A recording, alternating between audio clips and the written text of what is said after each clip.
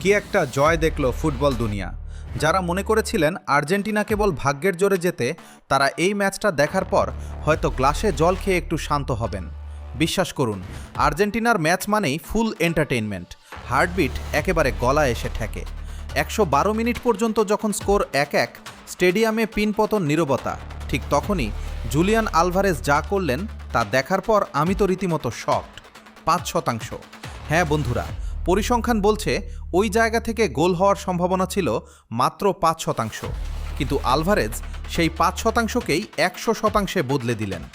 আজকের ভিডিওতে আমি আর্জেন্টিনার এই অবিশ্বাস্য জয়ের সেই না বলা গল্প শোনাবো, যা আপনাকে আবার ফুটবল প্রেমে পড়তে বাধ্য করবে।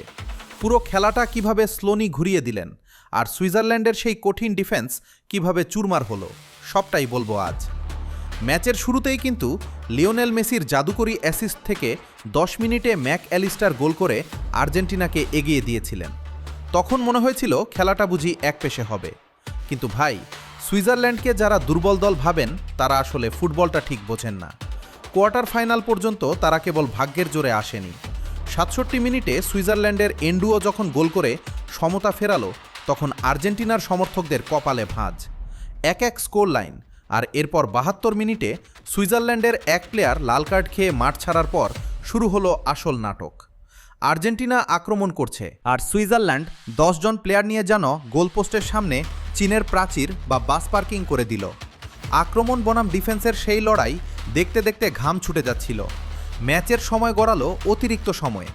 ১০০ মিনিট পার হলো, ১০৫ মিনিট গেল, গোল আর আসছে না। সবাই ভাবছিল খেলাটা বুঝি পেনাল্টি শুটআউটে গড়াবে, কিন্তু ১১২ মিনিটে যা হলো সেটাকে গোল না বলে কবিতা বলা ভালো। বলটা অ্যালভারেজের পায়ে আসলো, জাস্ট একটুখানি রোল করে পজিশন নিয়ে নিলেন, আর তারপর এক অসাধারণ কার্ল শট। গোলকিপার হাত বাড়িয়েছিলেন ঠিকই, কিন্তু ওই যে গ্যাপটা, ঠিক সেই সরু গলি দিয়েই বলটা জড়িয়ে গেল জালে।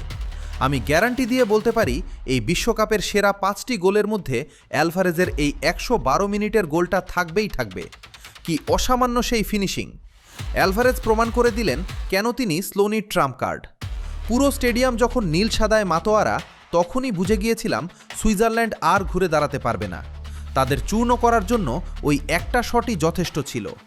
লিওনেল স্লোনি, এই মানুষটার মস্তিষ্কের প্রশংসা যত করব ততই কম। তিনি জানতেন সুইজারল্যান্ডের ডিফেন্স ভাঙতে হলে কাকে কখন নামাতে হবে। ১১৯ মিনিটে যখন লাউতারো মার্টিনেজ তৃতীয় গোলটা করলেন, তখন খেলা শেষ। মেসির সেই অসাধারণ কন্ট্রোল আর লাউতারোর ক্লিনিক্যাল ফিনিশিং, পুরো প্যাকেজটাই ছিল জাস্ট ফাটাফাটি।